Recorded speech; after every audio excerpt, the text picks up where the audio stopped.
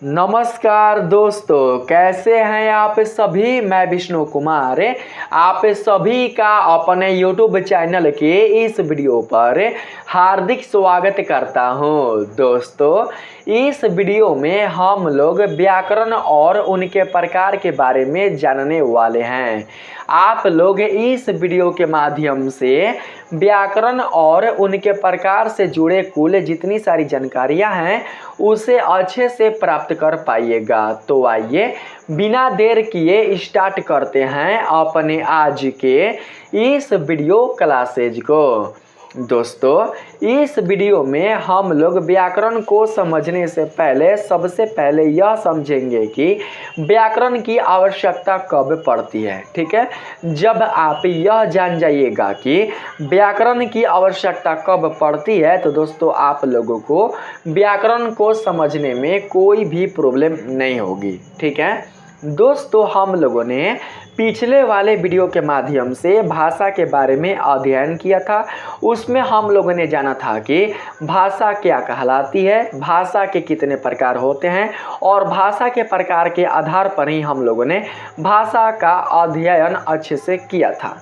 दोस्तों, आप लोगों ने भाषा वाले वीडियो में यह जाना था कि जब हम अपने भावों को, अपने विचारों को बोलकर या लिखकर प्रकट करते हैं तो वह स्वरूप ही भाषा के रूप में जाना जाता है। अर्थात जिस माध्यम से हम अपने भावों, विचारों और अपने अंदर की बातों को किसी दूसरे के समक्ष बोलकर या लिखकर प्रकट करते हैं तो वही माध्यम ही भाषा कहलाता है।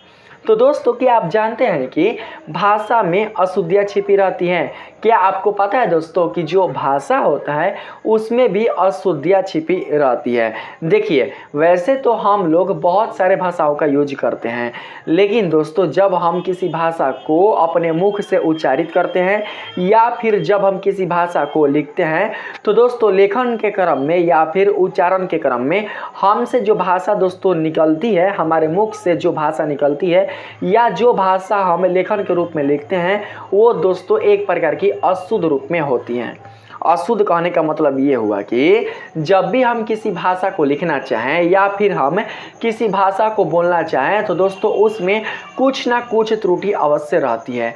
वह भाषा बिल्कुल भी शुद्ध रूप में नहीं रहती है। दोस्तों, भाषा को शुद्ध रूप में करने के लिए ही, भाषा का शुद्ध स्वरूप प्रदान करने के लिए ही व्याकरण का निर्माण हुआ है। व्याकरण के कारण ही किसी भाषा का स्वरूप शुद्ध रूप में प्राप्त हो पाता है। अगर दोस्तों व्याकरण ना हो तो हमें पता ही नहीं चलेगा कि भाषा में क्या कमी है, भाषा में कौन सी अशुद्धियां हैं। दोस्तों, व्याकरण के कारण ही हम किसी भाषा का शुद्ध स्वरूप प्रदान कर पाते हैं। दोस्तों, किसी भी चीज को शुद्ध रूप में प्रकट करने के लिए हमें सबसे पहले यह जानना आवश्यक होता है कि हम उसे शुद्ध करेंगे कैसे। दोस्तों, जब हमें ज्ञान होगा कि किसी भाषा का शुद्ध स्वरूप क्या होता है तभी तो हम उसको शुद्ध करेंगे। जब हमें पता ही नहीं होगा कि किसी भाषा का शुद्ध स्वरूप क्या होता है तो दोस्तों हम उसे शुद्ध कैसे कर सकते हैं? हम उसे शुद्ध बिल्कुल भी कर नहीं सकते हैं। जैसे कि सपोज डेट, अगर हम यहाँ पर मानकर चलते हैं दोस्तों कि जैसे कि दोस्तों हमने ले लिया दोस्तों, जैसे कि हमने ले लिया बालू। ठीक है, और बालू में दोस्तों हमने क्या किया कि छोटे छोटे लोहे के टुकड़े को मिला दिया। ठीक है, तो दोस्तों देखिए, जो बालू का टुकड़ा है, जो बालू के कण हैं वो भी पदार्थ हैं और जो लौह चूर्ण है, जो लोहे के छोटे छोटे कण हैं वो भी पदार्थ हैं। पदार्थ दोनों ही हैं, लेकिन दोस्तों हमें यहाँ पर शुद्ध पदार्थ को निकालना है। ऐसे यहाँ पर शुद्ध पदार्थ नहीं बोलेंगे, हमें यहाँ पर केवल और केवल लौह चूर्ण को निकालना है। तो दोस्तों लौह चूर्ण हमें किस रूप में प्राप्त करना है? लौह चूर्ण हमें शुद्ध रूप में प्राप्त करना है। तो दोस्तों शुद्ध रूप में प्राप्त करने के लिए हमें क्या करना होगा? हमें बालू के कण को बाहर निकालना होगा। तो दोस्तों यहाँ पर हम लोग इसका शुद्धिकरण कैसे करेंगे?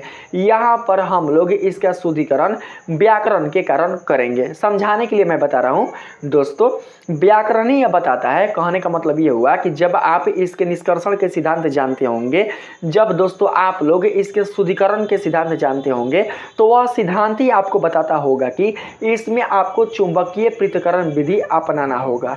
जब आप चुंबकीय पृथक्करण विधि अपनाइएगा ना तो बालू के कण से लोहे के चूर्ण अलग हो जाएंगे।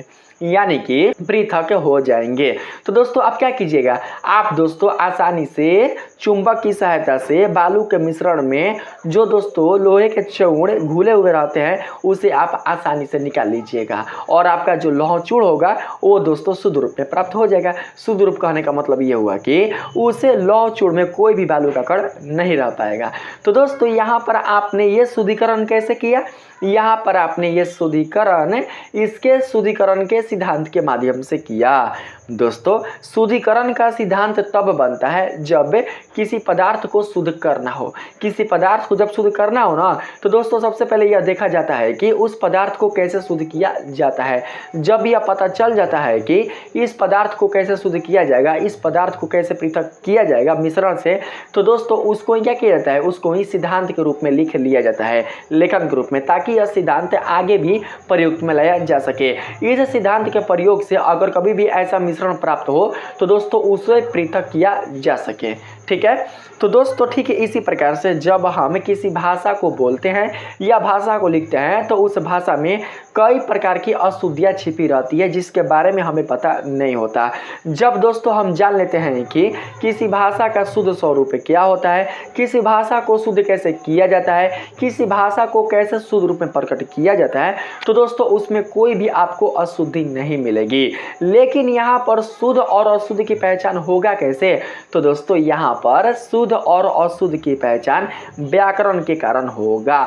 व्याकरण ही हमें यह बताता है कि हम भाषा को शुद्ध रूप में कैसे लिखेंगे, व्याकरण ही हमें यह बताएगा कि हम भाषा को शुद्ध रूप में कैसे बोलेंगे, व्याकरण ही हमें यह बताएगा कि हम भाषा को किस तरीके से शुद्ध रूप में प्रकट करेंगे, कहाँ पर कौन सा वर्ण आएगा, कहाँ पर कौन सा दोस्तों मात्रा आएगा, कहाँ पर कौन से वाक्य व्यवस्थित होंगे, ये सारे चीज़ दोस्तों व्याकरण ही सिखाता है। हर एक भाषा का दोस्तों व्याकरण होता है, चाहे वो भाषा अंग्रेजी हो या संस्कृत हो या उर्दू हो या हिंदी हो, हर एक भाषा का ही व्याकरण होता है। भाषा के निर्माण हो जाने के बाद ही दोस्तों व्याकरण का निर्माण होता है और उस व्याकरण के कारण ही उस भाषा में छिपे जो अशुद्धियाँ हैं उसे उस भाषा से अलग कर लिया जाता है, जिसके फलस्वरूप हमें भाषा का शुद्ध स्वरूप प्राप्त हो पाता है। दोस्तों अगर आपको ऐसे भी समझ में नहीं आ रहा है तो मैं आप लोगों को एग्जाम्पल के माध्यम से समझाता हूँ। ठीक है, देखिए यहाँ पर आप लोग एग्जाम्पल को समझने का प्रयास कीजिएगा। दोस्तों यहाँ पर है अशुद्ध वाक्य, लिखा है ना अशुद्ध वाक्य। अशुद्ध वाक्य में है मैं मंगलवार के दिन व्रत रखता हूँ। दोस्तों यह क्या है, यह एक प्रकार का लिखित भाषा है। इस भाषा से आप दोस्तों यह जान पाएँ कि मंगलवार के दिन दोस्तों जो व्यक्ति है, जो व्यक्ति बोल रहा है, जो कर्ता बोल रहा है, वो क्या कर रहा है, वो व्रत रखता है। किस दिन, मंगलवार के दिन। आप समझ गए, आप समझने को समझ गए। लेकिन जो व्यक्ति, जो वक्ता दोस्तों इस भाषा को लिखा है या फिर इस भाषा को उच्चारित किया है, क्या उस वक्ता द्वारा उच्चारित किए गए यह भाषा सही है? आप जरा दोस्तों ध्यान से पढ़िए। यहाँ पर देखिए क्या लिखा है, यहाँ पर लिखा है मैं मंगलवार के दिन व्रत रखता हूँ। दोस्तों मंगलवार और दिन कोई अलग अलग नहीं होता, मंगलवार को ही दोस्तों दिन कहा जाता है, दिन का नाम है मंगलवार। ठीक है, इसलिए दोस्तों हम लोग इस वाक्य को शुद्ध रूप में ऐसे लिखेंगे, मैं मंगलवार को व्रत रखता हूँ। दिन बताना कोई ज़रूरी नहीं है, मैं मंगलवार को व्रत रखता हूँ। अगर इस वाक्य को किसी के सामने प्रकट कीजिएगा तो क्या सुनने वाला जो श्रोता है वो नहीं समझेगा? बताइए, एकदम समझेगा। आपको बिल्कुल भी यहाँ पर मंगलवार के दिन बताने की कोई भी ज़रूरत नहीं है। अगर आप केवल मंगलवार भी बता दीजिएगा तो दोस्तों आपका जो वाक्य होगा वो बिल्कुल भी दोस्तों अशुद्ध नहीं होगा, बल्कि वही शुद्ध होगा। ठीक है, तो यहाँ पर दोस्तों हमें व्याकरण ही बताता है कि हम किसी एक शब्द को दो बार रिपीट ना करें। मंगलवार और दिन दोनों एक ही चीज़ है, जबकि यहाँ पर रिपीट हो चुका है, इसलिए दोस्तों यह भाषा अशुद्ध है, यह वाक्य अशुद्ध है। और यहाँ पर जो आप देख रहे हैं मैं मंगलवार को व्रत रखता हूँ, यह दोस्तों 100% शुद्ध है, 100% सही है। ठीक है, इसी प्रकार से अगर हम अगले एग्जाम्पल पर चलें तो दोस्तों आप देख सकते हैं यहाँ पर लिखा हुआ है अशुद्ध वाक्य में रेडियो की उत्पत्ति किसने की। ठीक है, रेडियो की उत्पत्ति किसने की। दोस्तों रेडियो का कोई भी उत्पत्ति नहीं करता है। उत्पत्ति कहने का मतलब पैदा करना। अब देखिए रेडियो बिल्कुल भी पैदा नहीं होता है, रेडियो का बिल्कुल भी जन्म नहीं होता है, रेडियो की बिल्कुल भी उत्पत्ति नहीं होती है, बल्कि रेडियो का निर्माण होता है। मानव अपने बुद्धि के आधार पर, अपने कौशल के आधार पर, अपने ज्ञान के आधार पर रेडियो का निर्माण करता है। दोस्तों जो भी उपकरण बनाए जाते हैं वहाँ पर हम लोग आविष्कार शब्द का प्रयोग करेंगे। जो भी उपकरण बनाए जाते हैं, जो उपकरण निर्मित किए जाते हैं, वहाँ पर आविष्कार शब्द का प्रयोग होता है, ना कि उत्पत्ति शब्द का प्रयोग होता है। दोस्तों उत्पत्ति शब्द का प्रयोग जन्म के लिए होगा, पैदा के लिए होगा, ना कि निर्माण के लिए होगा। तो दोस्तों यहाँ पर आप जो वाक्य देख रहे हैं रेडियो की उत्पत्ति किसने की, तो दोस्तों इस वाक्य से पता चल रहा है कि रेडियो को किसी ने पैदा किया है, जो कि दोस्तों यह एक प्रकार का गलत वाक्य है, यह एक प्रकार का गलत भाषा है। तो दोस्तों इसकी पहचान हमें कौन कराया, इसकी पहचान हमें व्याकरण ने कराया। व्याकरण ने दोस्तों ये बताया कि यहाँ पर उत्पत्ति के स्थान पर आविष्कार आएगा, ना कि उत्पत्ति आएगा। तो देखिए इसका शुद्ध रूप क्या होगा, शुद्ध रूप होगा रेडियो का आविष्कार किसने किया। दोस्तों यहाँ पर क्वेश्चन पूछा जा रहा है, इसलिए यहाँ पर क्वेश्चन मार्क होगा, ना कि खड़ी पाई होगा। दोस्तों हमने यहाँ पर गलती से खड़ी पाई दे दिया है, जो कि यहाँ पर बिल्कुल भी खड़ी पाई नहीं होगा। ठीक है, इसका विज्ञान कौन देता है, इसका विज्ञान व्याकरणी हमें देता है। व्याकरणी से हमें पता चलता है कि जब भी कोई वाक्य प्रश्नवाचक रूप में हो तो हमें वाक्य के अंत में प्रश्नवाचक चिन्ह लगाना होता है, जबकि यहाँ पर बिल्कुल भी प्रश्नवाचक चिन्ह लगा नहीं है। तो दोस्तों यहाँ पर क्या होगा, यहाँ पर प्रश्नवाचक चिन्ह होगा। प्रश्नवाचक चिन्ह होगा तभी जाकर यह वाक्य 100% शुद्ध होगा, यानी कि सही होगा। ठीक है, नेक्स्ट एग्जाम्पल में चलते हैं। अगला एग्जाम्पल है हम खा लिए हैं, और इसका शुद्ध रूप है मैंने खाना खा लिया है। दोस्तों आप समझ गए होंगे कि जो वक्ता है वो आपसे क्या कहना चाहता है, या फिर श्रोता से क्या कहना चाहता है। आप समझने को समझ गए, लेकिन दोस्तों जो वक्ता यहाँ पर यह वाक्य उच्चारित किया है हम खाना खा लिए हैं, क्या वास्तव में यह वाक्य सही है, बताइए। दोस्तों वास्तव में यह वाक्य बिल्कुल भी सही नहीं है। दोस्तों यहाँ पर जो आप हम शब्द देख रहे हैं ना, हम शब्द, यह शब्द प्रयोग में लाया जाता है, जानते हैं किसके लिए, तो दोस्तों प्लुरल के लिए, यानी कि बहुवचन के लिए। बहुवचन के लिए हम शब्द का प्रयोग किया जाता है, और एक वचन के लिए मैं शब्द का प्रयोग किया जाता है।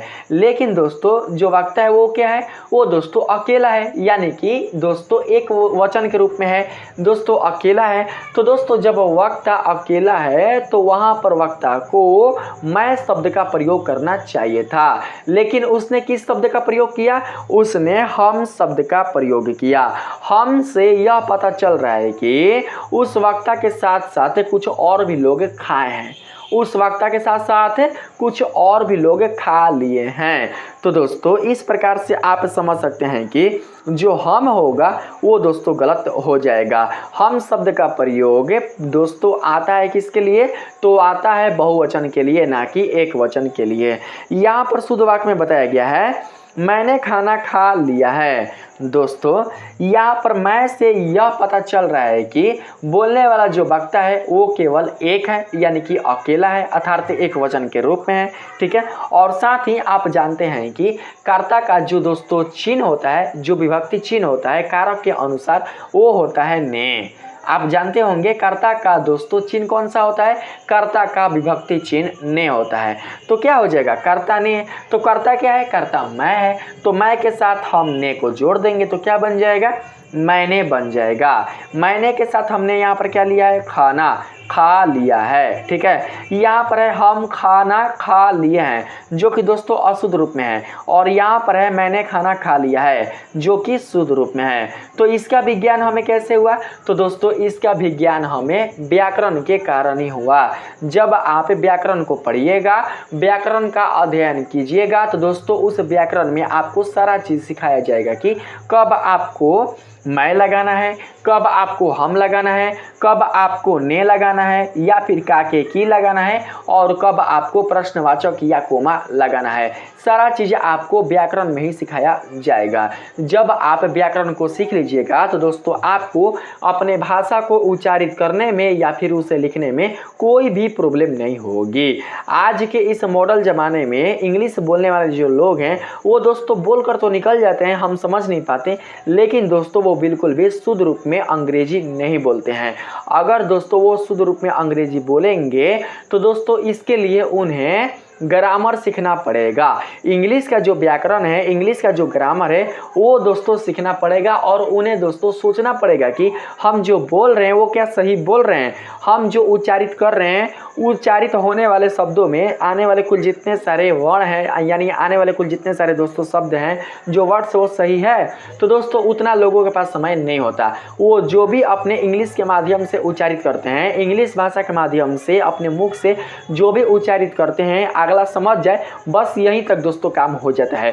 सुनने वाला जो श्रोता है जब इंग्लिश भाषा को सुनकर जब वो समझ जाता है, या फिर जब इंग्लिश भाषा को लिखा जाता है और उस लिखे गए इंग्लिश भाषा को पढ़ने वाला जब समझ जाता है, तो दोस्तों बस काम हो जाता है। इसी तरीके से जो भाषा होती है वो आगे चलती जाती है। लेकिन यहीं पर अगर हम बात करें इंग्लिश ग्रामर का, तो दोस्तों अगर आप इंग्लिश ग्रामर को लेकर चलिएगा तो बिल्कुल भी दोस्तों सही रूप में कोई भी इंग्लिश बोलने वाला व्यक्ति या कोई भी दोस्तों इंग्लिश बोलने वाला महिला शुद्ध रूप में इंग्लिश का उच्चारण नहीं कर सकती हैं। ठीक है, इस चीज़ को आप लोग समझ कर रखिएगा।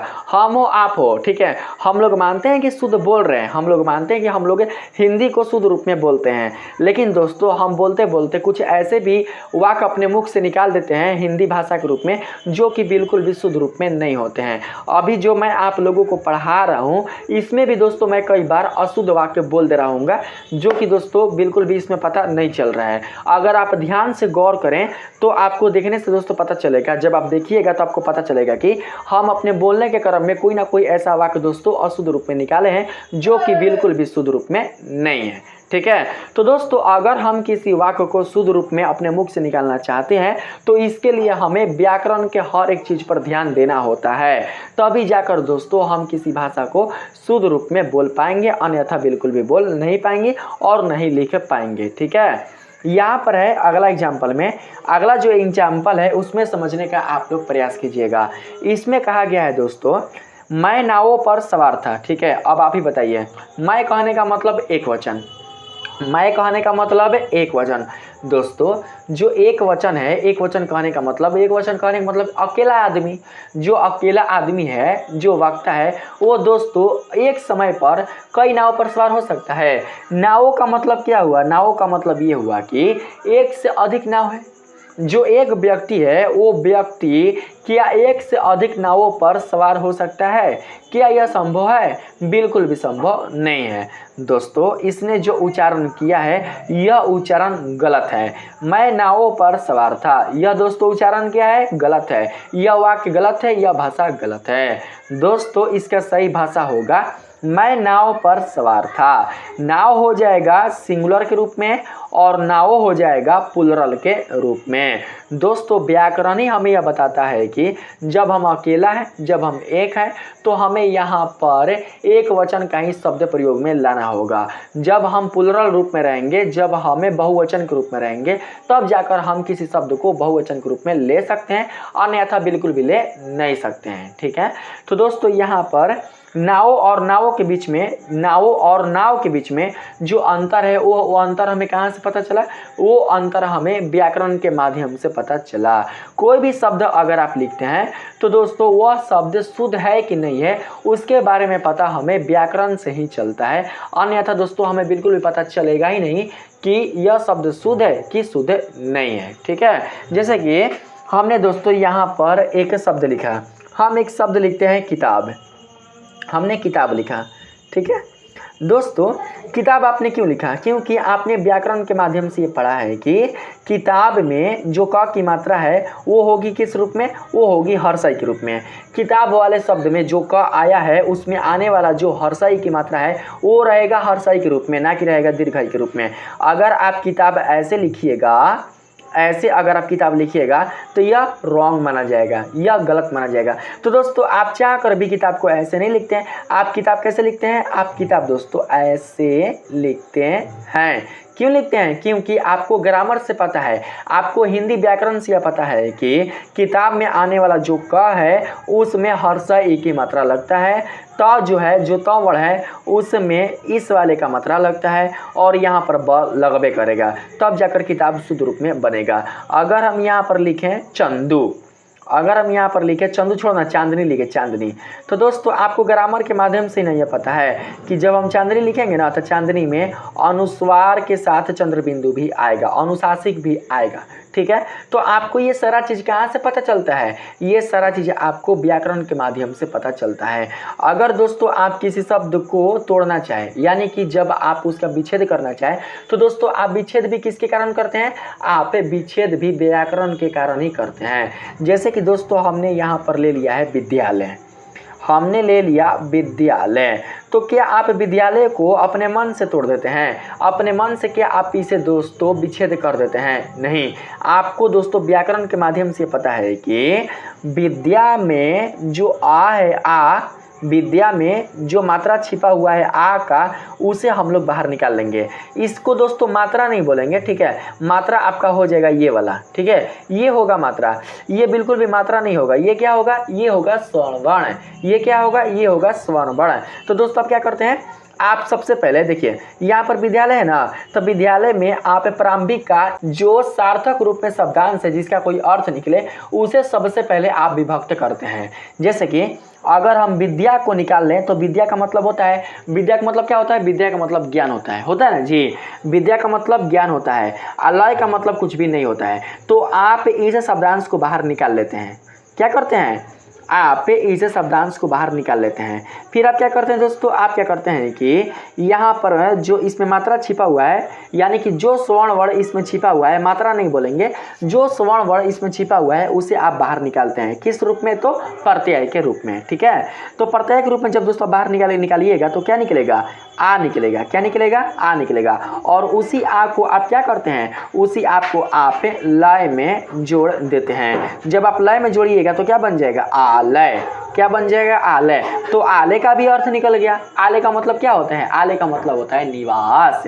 आले का मतलब होता है आश्रय। जो विद्या का आश्रय है उसी को विद्यालय बोलते हैं। तो दोस्तों यहाँ पर आलय हो गया और यहाँ पर विद्या हो गया, तो विद्या धन आलय। कितने सारे बच्चे जोड़ बोलते हैं, विद्या जोड़ आलय। तो दोस्तों व्याकरण ही हमें यह बताता है कि हमें बिल्कुल भी वहाँ पर जोड़ नहीं बोलना है।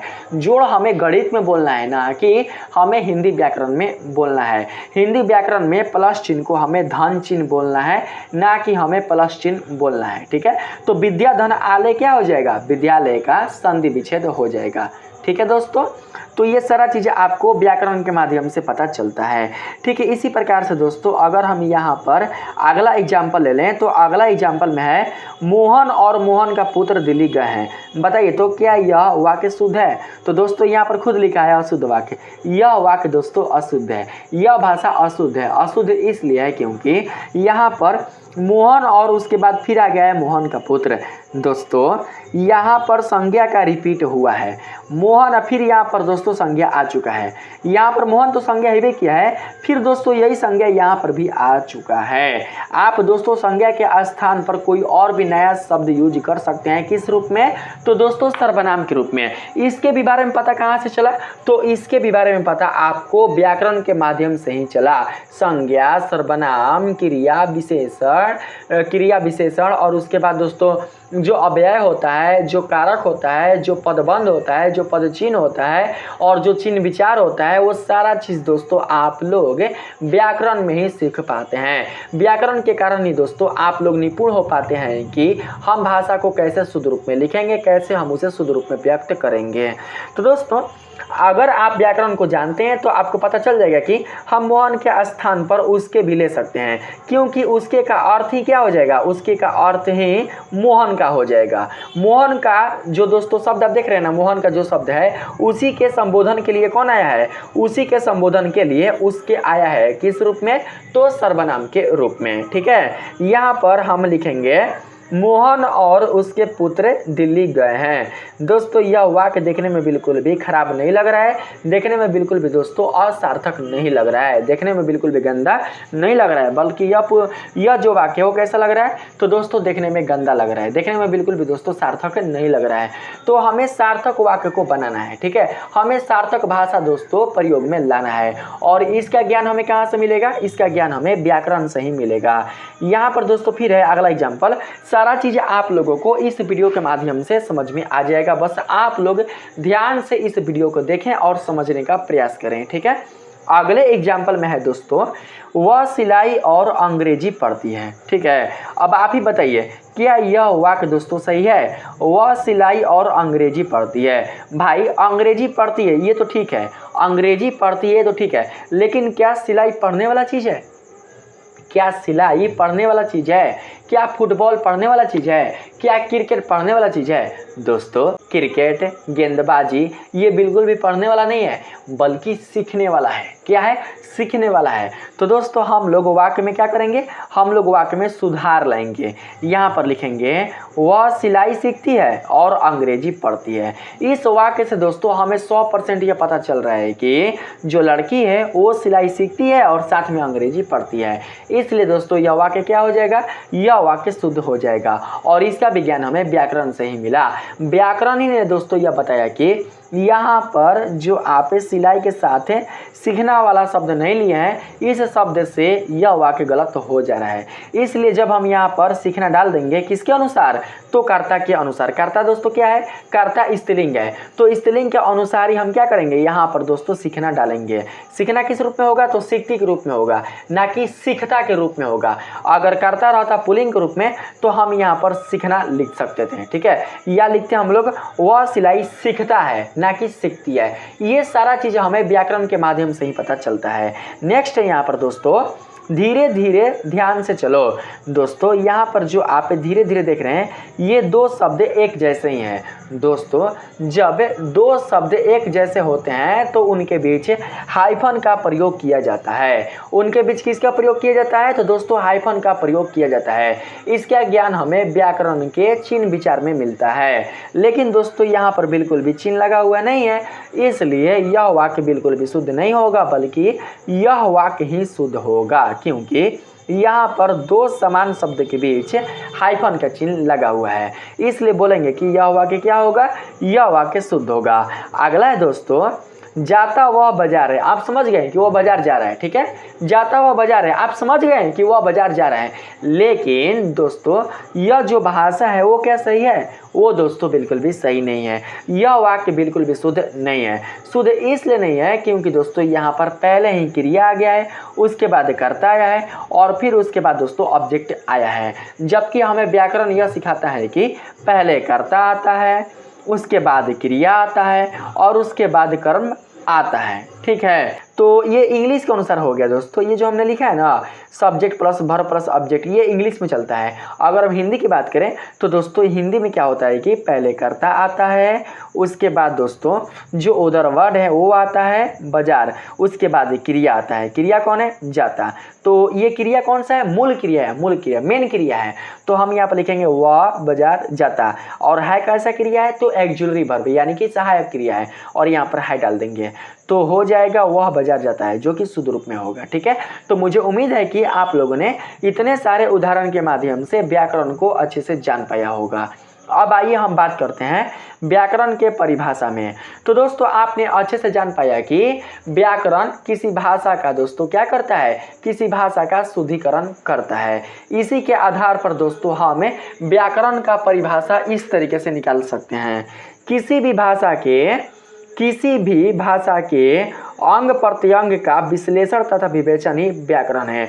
भाषा के जो भी अंग, जैसे कि हमारे शरीर के जो अंग है, जैसे कि हाथ है, पैर है, आँख है, नाक है, मुंह है, कान है, जो भी हमारे अंग है, ठीक है, उसी प्रकार से दोस्तों भाषा के भी अंग होते हैं। किसी भी भाषा के अंग प्रत्यंग, प्रत्यंग कहने का मतलब भाषा के प्रत्येक अंग, प्रत्येक अंग कहने का मतलब जैसे कि यह एक भाषा है, देखिए यहाँ पर यह एक भाषा है, मैं मंगलवार को व्रत रखता हूँ, यह एक भाषा है।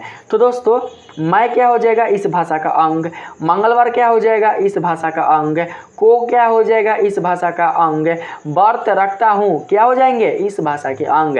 आपको देखना है कि क्या इस वाक्य में मैं ही लगेगा, क्या इस वाक्य में मंगलवार ही लगेगा, अगर मंगलवार आ भी रहा है तो क्या इसके साथ को ही लगेगा, का नहीं लगेगा, क्या इसके साथ रखता लगेगा, रखते लगेगा, या फिर रखने या फिर रखना लगेगा। ये सारा चीज़ें आपको ज्ञान कहाँ से मिलता है, ये सारा चीज़ें आपको ज्ञान व्याकरण के माध्यम से ही मिलता है। इसीलिए दोस्तों यहाँ पर कहा गया है व्याकरण किसी भी भाषा का अंग प्रत्यंग का विश्लेषण तथा विवेचन है।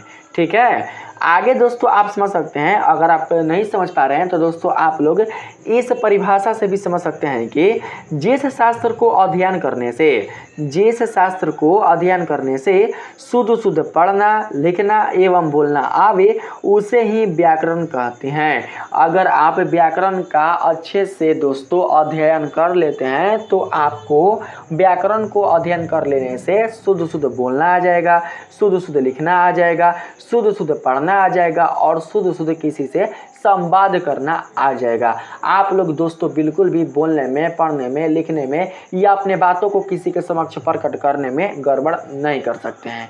ठीक है, इस प्रकार से दोस्तों आप लोग व्याकरण को समझ सकते हैं। अब हम जरा जानते हैं व्याकरण से संबंधित जो गुण है उसके बारे में। ठीक है दोस्तों, व्याकरण का पहला गुण है यहाँ पर, व्याकरण भाषा की रीढ़ की हड्डी है। व्याकरण क्या है दोस्तों, व्याकरण भाषा की रीढ़ की हड्डी है। जिस प्रकार से हमारे शरीर की रीढ़ की हड्डी है ना, जिस पर हमारा पूरा का पूरा शरीर खड़ा है, ठीक है, उसी प्रकार से दोस्तों भाषा की रीढ़ की हड्डी कौन है, तो व्याकरण है। व्याकरण के कारण ही भाषा का शुद्ध स्वरूप खड़ा है। अगर व्याकरण ना हो तो शुद्ध रूप में जो भाषा होगा वो बिल्कुल भी व्यवस्थित नहीं रह पाएगा, वह बिल्कुल भी दोस्तों खड़ा नहीं रह पाएगा। किस रूप में, तो दोस्तों शुद्ध रूप में। अगर हमारे शरीर की रीढ़ की हड्डी ना हो तो भी हम जीवित रह सकते हैं लेकिन खड़ा नहीं रह सकते हैं। हम दोस्तों किस रूप में रहेंगे, तो हम विकलांग रूप में रहेंगे। ठीक है, उसी प्रकार से अगर किसी भाषा से व्याकरण को हटा दिया जाए या फिर किसी भाषा का व्याकरण ना हो तो वह भाषा कैसा हो जाएगा, वह भाषा अपाहिज हो जाएगा, विकलांग हो जाएगा। ठीक है, यानी कि किसी काम का नहीं रहेगा, जिंदा तो रहेगा लेकिन किसी काम का नहीं रहेगा। ठीक है, तो आप समझ पा रहे होंगे दोस्तों इस गुण के माध्यम से, जो हमें सही ढंग से सोचने और बोलने की क्षमता प्रदान करती है।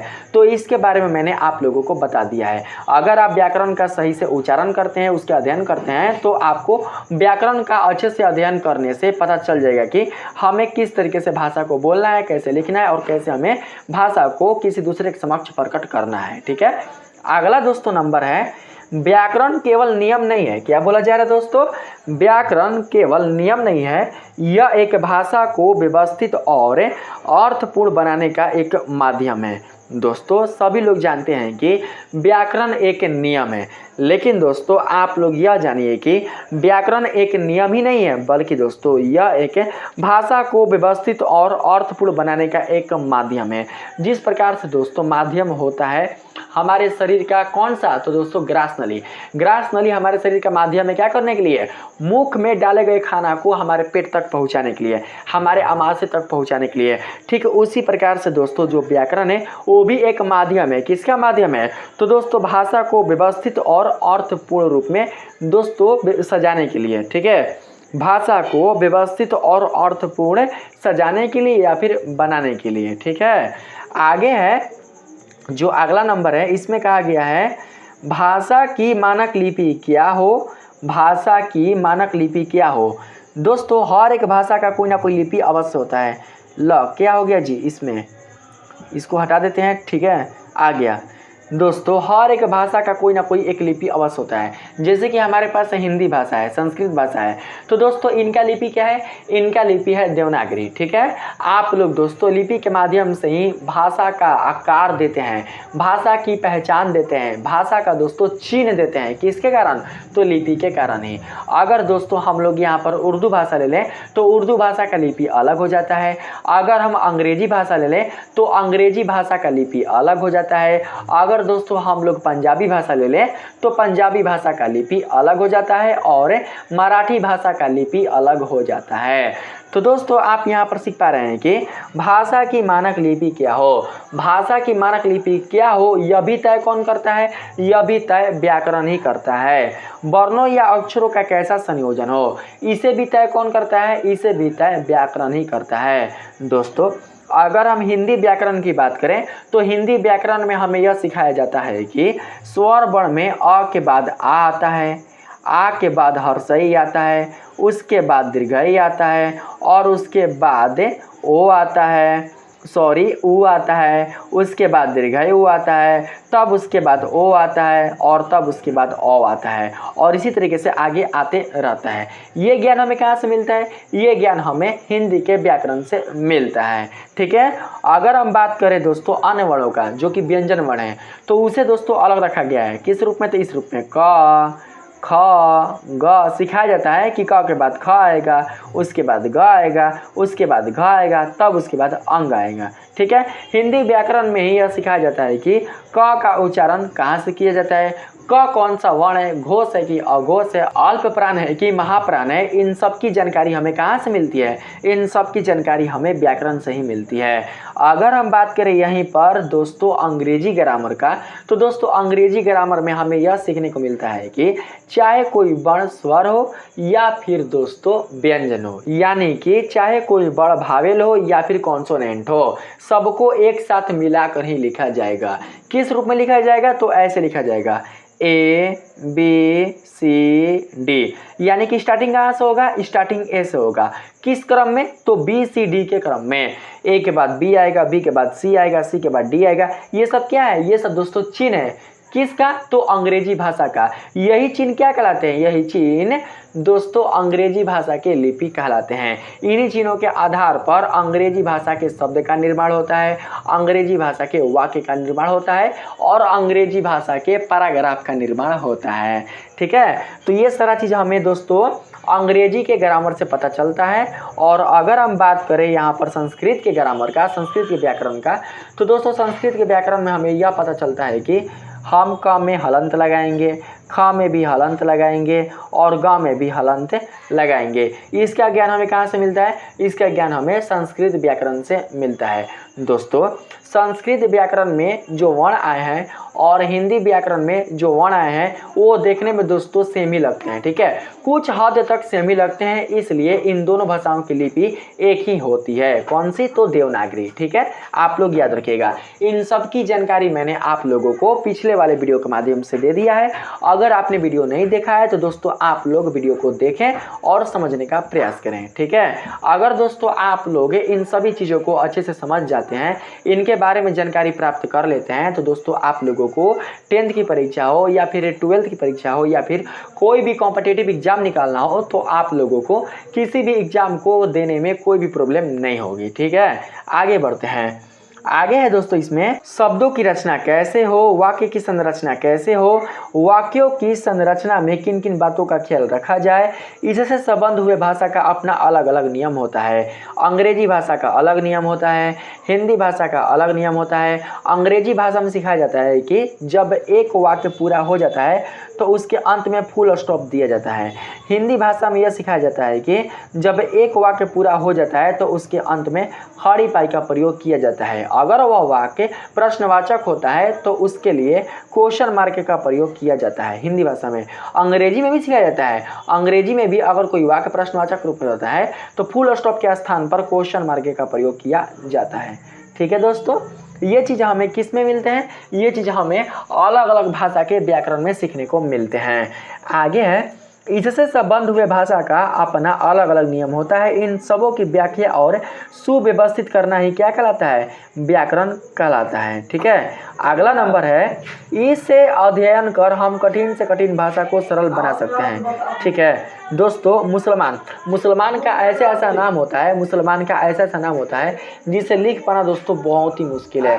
वो दोस्तों इस तरीके से अपना नाम बोलते हैं कि आप उसे लिख भी नहीं पाइएगा। तो दोस्तों आप उसे लिख कैसे सकते हैं, आप उसे लिख व्याकरण के कारण सकते हैं। व्याकरण के कारण ही दोस्तों आपको पता चलेगा कि र इस तरीके से आएगा या र इस तरीके से आएगा या फिर र इस तरीके से आएगा। जैसे कि हमें अब्दुल लिखना हो, ठीक है, अगर हमें अब्दुल लिखना हो तो क्या हम अब्दुल ऐसे लिखेंगे, अब्दुल ऐसे लिखेंगे? बताइए, नहीं, क्योंकि यह अब्दुल क्या है, यह अब्दुल गलत है। दोस्तों व्याकरण के कारण हम यह पता चलता है कि अब्दुल में ब होगा स्वर रहित। जब ब स्वर रहित हो जाएगा तो वह चिपक जाएगा अगले व्यंजन में। अगला व्यंजन कौन है, तो दू है, दू। इसी में क्या होगा, इसी में दोस्तों यह चिपक जाएगा और आगे ल लग जाएगा। और साथ ही आपको ये भी ध्यान देना है कि द में आने वाला जो मात्रा है वो कौन सी है, वो दोस्तों है हर्षई के रूप में। हर्षई ऊ यहाँ पर आएगा, ना कि दीर्घई ऊ आएगा। ठीक है, तो हमें पता चल पाएगा कि यह जो शब्द है वो कैसा है, तो यह दोस्तों शुद्ध है और सही है। ठीक है, तो इस प्रकार से आप जान पाएंगे दोस्तों कि व्याकरण से हम लोग कठिन से कठिन शब्दों को, कठिन से कठिन वाक्यों को भी क्या कर सकते हैं, सरल रूप में व्यक्त कर सकते हैं, यानी कि उसे हमें सरल तरीके से लिख सकते हैं। अगला जो है वो क्या है दोस्तों, अगला नंबर में है, व्याकरण शुद्ध एवं अशुद्ध शब्दों का विस्तृत ज्ञान देकर उचित प्रयोग करना सिखाता है। इसके बारे में मैंने आप लोगों को बता दिया।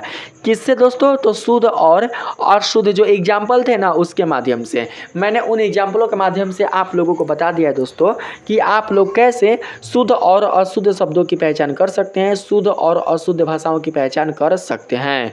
अगला नंबर है, यह भाषा के अस्पष्ट नियमबद्ध तथा मानक रूप की जानकारी प्रदान करता है। जो व्याकरण होता है वो क्या करता है, वह दोस्तों भाषा के अस्पष्ट नियमबद्ध तथा मानक रूप की जानकारी प्रदान करता है। तो दोस्तों नियम है ना, जैसे कि हम यहाँ पर लिखेंगे, अगर हम यहाँ पर कोई एक वाक्य लेते हैं, राम और सीता, ठीक है, राम और सीता बन गए। तो दोस्तों व्याकरण से हमें पता चलता है कि राम और सीता आने से क्या हो गया है, राम और सीता आने से दोस्तों जो यहाँ पर कर्ता है, कर्ता कहने का मतलब यहाँ पर दोस्तों जो सब्जेक्ट है वो प्लुरल हो चुका है। प्लुरल होने से यहाँ पर हम लोग क्या लिखेंगे, गए लिखेंगे, ना कि गया लिखेंगे। राम और सीता बन गया, अगर ऐसे लिखेंगे ना तो दोस्तों हमारा वाक्य गलत हो जाएगा। हमें व्याकरण ही बताता है कि जब दो नाम आएंगे तो उनके बीच में हम और शब्द का प्रयोग करेंगे या फिर एवं शब्द का प्रयोग करेंगे या फिर वो शब्द का प्रयोग करेंगे। ठीक है, ये ज्ञान हमें कहाँ से मिलता है, ये ज्ञान हमें व्याकरण के नियमों से ही मिलता है। अगर दोस्तों हम और को हटा दे, लिखे केवल राम सीता बन गए, तो दोस्तों बताइए क्या आप दोस्तों इस वाक्य को सही बोल सकते हैं, राम सीता बन गए, सही बोल सकते हैं, नहीं बोल सकते हैं? अगर आप ऐसे भी वाक्य लिख रहे हैं ना तो दोस्तों इसके लिए आप लोगों को यहाँ पर एक हाइफन देना पड़ेगा। जब आप हाइफन दे दीजिएगा तब जाकर यह वाक्य शुद्ध होगा, नहीं तो नहीं होगा। इसका विज्ञान हमें कहाँ से मिलता है, तो व्याकरण से ही मिलता है। ठीक है, आगे है यहाँ पर, ताकि हम अपने विचारों को दूसरों के साथ साझा कर सकें। जब हम शुद्ध रूप में बोलेंगे तभी तो आगे दूसरे के सामने शुद्ध रूप में दोस्तों हम अपने भावों को व्यक्त कर पाएंगे। जब शुद्ध रूप में बोल ही नहीं पाएंगे तो दोस्तों हम अगले के सामने अपनी बातों को शुद्ध रूप में कैसे व्यक्त कर सकते हैं। अगला जब शुद्ध रूप में आपकी बातों को समझ ही नहीं पाएगा तो दोस्तों आपकी भावनाओं को कैसे समझ सकता है, आपके परेशानियों को या आपके दोस्तों जो भाव हैं उनको वो कैसे समझ सकता है, बताइए, नहीं समझ सकता है। अगला है, इस संसार में बहुत से भाषा हैं, प्रत्येक भाषा को बोलने, लिखने और प्रयोग करने के लिए कुछ नियम होते हैं। इन नियमों का ज्ञान देने वाला शास्त्र को ही व्याकरण कहते हैं। तो इसकी जानकारी आप लोगों को मिल चुका है। मैंने बताया है कि अंग्रेजी भाषा का अलग नियम होता है, हिंदी भाषा का अलग नियम होता है और उर्दू भाषा का अलग नियम होता है। जो नियम बनाए गए हैं वह नियम ही व्याकरण के रूप में जाने जाते हैं। ठीक है, अगला है व्याकरण का अर्थ है। दोस्तों इसमें कहा गया है व्याकरण का अर्थ 3 शब्दों, यानी कि व्याकरण बनाए किससे, तो दोस्तों बी धन आ धन करण से। जब आप बी आ और करण इन तीनों को मिला दीजिएगा ना तो आपको व्याकरण शब्द देखने को मिलेगा। ठीक है दोस्तों, व्याकरण का अर्थ क्या होता है? व्याकरण का अर्थ भली भांति समझना होता है। व्याकरण का अर्थ क्या होता है? व्याकरण का अर्थ होता है भली भांति समझना। इसे आप लोग अच्छे से समझ कर रखिएगा। ठीक है, अगला दोस्तों एक और लिखने वाले थे, शायद हो सकता है कि ना लिख पाए, छूट चुका है। आइए दोस्तों यहाँ पर हम लोग जो मेन पॉइंट है उसे जान लेते हैं। मेन पॉइंट में कहा गया है व्याकरण का पिता या जनक। दोस्तों कई बार एग्जाम में पूछा जा चुका है कि व्याकरण का पिता किसे कहा जाता है। तो दोस्तों मैं आप सभी को बता दूं कि व्याकरण का पिता श्री दामोदर पंडित को कहा जाता है। ठीक है, श्री दामोदर पंडित जी को व्याकरण का पिता या जनक कहा जाता है।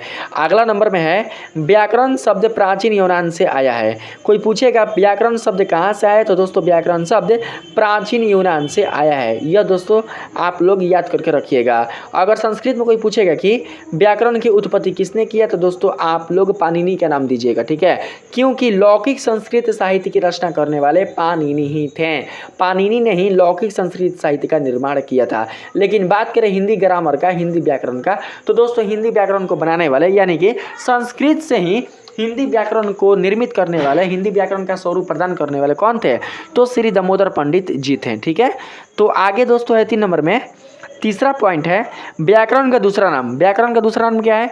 व्याकरण का दूसरा नाम है शब्दानुशासन, यानी कि हम लोग व्याकरण के कारण भाषा में आने वाले शब्दों को अनुशासन यानी अनुशासित रूप में व्यवस्थित करते हैं। किस रूप में व्यवस्थित करते हैं? तो दोस्तों अनुशासित रूप में व्यवस्थित करते हैं। ठीक है, ताकि कोई भी शब्द देखने में बिल्कुल भी खराब ना लगे, बिल्कुल भी देखने में गंदा ना लगे। ठीक है, आगे है व्याकरण के प्रकार। अब बढ़ते हैं व्याकरण के प्रकार में। ठीक है, हमने व्याकरण के बारे में जान लिया। व्याकरण से जुड़े हुए दोस्तों जो भी मेन पॉइंट थे और जो गुण थे उसके बारे में हम लोगों ने जान लिया। अब हम यहाँ पर जानेंगे व्याकरण के प्रकार के बारे में। ठीक है दोस्तों, व्याकरण के मुख्यतः 5 प्रकार होते हैं। मैं आप लोगों को इन 5 प्रकार के बारे में बताऊंगा और वो भी दोस्तों विस्तृत रूप में बताऊंगा, ताकि आप लोगों को व्याकरण को समझने में, पढ़ने में बिल्कुल भी कोई प्रॉब्लम ना हो। ठीक है, व्याकरण के अगर हम पहले प्रकार की बात करें तो दोस्तों पहला प्रकार है वर्ण विचार। जब आप छोटे होते हैं, जब आप बच्चा होते हैं, जब आप शिशु होते हैं, तो दोस्तों आप लोगों को वर्णों का ही अध्ययन करना सिखाया जाता है। आप लोग बचपन में सबसे पहले वर्ण के बारे में ही सीखते हैं। क, ख, ग, च, अ, आ, ई, ये जो वर्ण है उसके बारे में ही आप सीखते हैं। गणित के जो वर्ण हैं 1 2 3 4 5 6 उसके बारे में आप लोग सीखते हैं। गिनती के माध्यम से, जोड़ घटाव के माध्यम से, टेबल के माध्यम से पहले आप लोगों को वर्ण के माध्यम से ही दोस्तों परिचित कराया जाता है। कब? तो शैशव अवस्था में। ठीक है, जब आप वर्ण के बारे में जान जाते हैं, वर्ण से अच्छी तरीके से परिचित हो जाते हैं। अगर कोई बच्चा अंग्रेजी माध्यम से भी पढ़ता है तो दोस्तों वह बचपन से सबसे पहले क्या सीखता है? वह बचपन से सबसे पहले दोस्तों वह अल्फ़ाबेट सीखता है। अल्फ़ाबेट में आने वाले जो ABCD है उनके बारे में दोस्तों सबसे पहले वो जानता है, उनसे वह परिचित होता है, तब जाकर वह अंग्रेजी के शब्द का निर्माण करता है। जब आप वर्ण विचार को अच्छे से समझ पाइएगा, वर्ण विचार के बारे में अच्छे से जानकारी प्राप्त कर लीजिएगा, तभी जाकर दोस्तों आप लोग अगला जो विचार है उसे समझ पाइएगा, उसका निर्माण कर पाइएगा। अगला विचार है शब्द विचार। दोस्तों वर्ण समझ में आएंगे, वर्ण आपको पता होंगे, तभी जाकर आप शब्द बना सकते हैं। बिना वर्ण के बिल्कुल भी शब्द नहीं बनेगा, क्योंकि शब्द वर्ण पर ही आश्रित है, वर्ण पर ही दोस्तों आधारित है। ठीक है, यहाँ पर दोस्तों देख सकते हैं वर्ण विचार में हमें क्या करना है दोस्तों? वर्ण विचार में हमें करना है क्या? तो आप लोग दोस्तों यहाँ पर परिभाषा के माध्यम से पढ़ सकते हैं। लिखा है व्याकरण के जिस भाग में वर्णों यानी कि अक्षरों के आवृत्ति। आवृत्ति कहने का मतलब दोस्तों, जैसे कि अगर आप दोस्तों उच्चारण करते हैं क का, तो क का उच्चारण कहाँ से किया जाता है, ख का उच्चारण कहाँ से किया जाता है, प का उच्चारण कहाँ से किया जाता है, ये चीज़ हम कहाँ से सीखते हैं? ये चीज़ हम लोग वर्ण विचार से ही सीखते हैं। ठीक है, अगला है उच्चारण। हम लोग इन वर्णों का उच्चारण कैसे करते हैं? जैसे कि ये है चिन्ह, किसका चिन्ह है? तो दोस्तों आप बता दीजिएगा, यह क का चिन्ह है। तो दोस्तों आपको दूसरों को द्वारा बताया जाता है जबरदस्ती कि इसको क बोलेंगे। ये आपको दोस्तों दूसरों को द्वारा, जो आपके पढ़ाने वाले शिक्षक होते हैं, जो माँ होती हैं आपकी, उनके द्वारा सिखाया जाता है कि यह ख होता है, यह ग होता है। जब आप पहचान लेते हैं तो दोस्तों आप क्या करते हैं? आप उच्चारण करते हैं। कैसे? तो इसको दोस्तों देख के आप देख लेते हैं, हाँ भैया ये क ह, हाँ भैया ये ग ह, हाई भैया आ ह। ठीक है, हाई क्या ह? हाई ऑन ह, ऑन। ठीक है। आप देख कर दोस्तों क्या करते हैं, उच्चारण करते हैं। पेट से ही सीख नहीं आते हैं कि अन हैसन रहता है, गया हैसन रहता है और मूर्धनी सा हैसन रहता है। पेट से नहीं सिखाते हैं, माँ के पेट से ही आप सीख नहीं आते हैं कि इसको मूर्धनी सा बोलेंगे, इसको तालाबी सा बोलेंगे और इसको दंती सा बोलेंगे। सारा चीज़ आप लोग यहीं पर सीखते हैं, ठीक है। तो दोस्तों इन सब का ज्ञान आपको किस में करना है, तो व्याकरण के ऑर्थोग्राफी अर्थात वर्ण विचार में ही करना है। उसके बाद आप लोगों को वर्णों के प्रकार के बारे में जानना है। जैसे कि वर्ण के प्रकार में हो जाएंगे स्वर्ण वर्ण, व्यंजन वर्ण, स्पर्श व्यंजन, अंतस्थ व्यंजन। सारा चीज़ आप लोगों को वर्ण विचार में ही सीखना होता है। एवं लेखन आदि का वर्णन किस में कराया जाता है, तो दोस्तों वर्ण विचार में ही कराया जाता है। आप लोग नीचे दोस्तों देख सकते हैं, नीचे क्या है, स्वर। स्वर में कहा गया है ये ऐसे वर्ण हैं जिन्हें उच्चारण करते समय वायु में रुकावट नहीं आती। हिंदी में टोटल 11 स्वर है दोस्तों। इसके बारे में मैं आप लोगों को अच्छे से बताऊंगा, बस एग्जाम्पल के तौर पर मैं आप लोगों को यहाँ पर बताया हूँ, ठीक है। नीचे है व्यंजन। हिंदी में टोटल 33 व्यंजन है और जो आप यहाँ पर व्यंजन देख रहे हैं क ख ग घ म प म प, जो भी आप यहाँ पर व्यंजन देख रहे हैं, इन सभी व्यंजनों का दोस्तों उच्चारण, इन सभी व्यंजनों का लिखावट, इन सभी व्यंजनों का दोस्तों जो इससे संबंधित गुण है, ये सारा चीज़ें आप लोगों को वर्ण विचार में ही पढ़ने को मिलेगा, ठीक है। अब बात करते हैं आगे शब्द विचार पर ना। अगला क्या है, अगला है शब्द विचार। तो दोस्तों आप सभी जानते हैं कि वर्णों के मेल से ही शब्द का निर्माण होता है। जैसे कि अगर हम यहाँ पर लिखें राम, चाहे हम यहाँ पर सिंपल सा दोस्तों अगर हम यहाँ पर लिखना चाहें, हम लोग लिख सकते हैं सिंपल से, यहाँ पर क्या लिख सकते हैं, सिंपल से कमल। कमल लिखना चाहते हैं तो दोस्तों कमल के लिए हम क वर्ण लेंगे, फिर हम म वर्ण लेंगे, फिर हम ल वर्ण लेंगे। तो दोस्तों इन तीनों वर्णों के मेल से क्या बन गया, शब्द बन गया। तो दोस्तों देखिए आप जान पाए कि वर्णों के मेल से बनने वाला सार्थक पूर्ण जो दोस्तों स्वरूप है वही क्या कहलाता है, वही शब्द कहलाता है। देखिए इसका अर्थ होता है, कमल मतलब क्या होता है, कमल मतलब एक पुष्प होता है, एक फूल होता है, ठीक ना। अगर इसका कोई अर्थ नहीं निकलेगा ना तो दोस्तों हम बिल्कुल भी उसे शब्द नहीं बोलेंगे, ठीक है। उसे बिल्कुल भी शब्द बोला नहीं जाएगा। हर एक शब्द का कोई ना कोई अर्थ अवश्य होता है। ये ना कि अगर आप वर्ण को मिला दिए और कोई नया शब्द बना दिया और उस शब्द का कोई अर्थ ना निकला, उस शब्द का कोई ना कोई अर्थ निकलना चाहिए। हर एक शब्द का कोई ना कोई अर्थ अवश्य ही होता है, चाहे वो अर्थ अच्छा हो या फिर खराब हो, लेकिन अर्थ होता अवश्य है, ठीक है। आप लोग याद रखिएगा। शब्द विचार में दोस्तों हम लोग शब्दों का अध्ययन करते हैं। इसमें आप लोगों को दोस्तों क्या मिलेगा, इसमें आप लोगों को दोस्तों शब्दों की परिभाषा मिलेगा, शब्दों के भेद और उसके उपभेद मिलेंगे, यानी कि उसके भेद मिलेंगे जिसको उपभेद कहा जाता है। देखिए परिभाषा के रूप में कहा गया है व्याकरण के जिस भाग में शब्दों की परिभाषा, भेद, उपभेद, संधि, विच्छेद, रूपांतरण, निर्माण एवं प्रयोग आदि का वर्णन हो उसे शब्द विचार कहते हैं। ये सारी चीज़ें आप लोगों को शब्द विचार में ही सीखना है। मैं आप लोगों को अपने वीडियो के माध्यम से सिखाऊंगा, पढ़ाऊंगा कि शब्द विचार क्या होते हैं, इसमें किनका अध्ययन करना होता है, ठीक है दोस्तों। तो आप लोगों को इसमें दोस्तों केवल और केवल शब्द से संबंधित कुल जितने सारे दोस्तों गणना है उनके बारे में आपको अध्ययन करना है। देखिए शब्द विचार में आप लोगों को उत्पत्ति के आधार पर ये शब्द सीखने हैं, तत्सम, तद्भव, देशज, विदेशी, संकर, ये सारे शब्द सीखने हैं। व्युत्पत्ति के आधार पर ये शब्द सीखने हैं, अर्थ के आधार पर ये सारे शब्द सीखने हैं और रूपांतरण के आधार पर इन शब्दों को सीखना है, ठीक है। बस मैंने एग्जाम्पल के तौर पर आप लोगों को इस वीडियो में बताया है। अगला दोस्तों है इस यहाँ पर वाक्य विचार। अब देखिए शब्दों के मेल से क्या बनता है, शब्दों के मेल से दोस्तों वाक्य बनता है ना। शब्दों के मेल से क्या बनता है, शब्दों के मेल से वाक्य बनता है।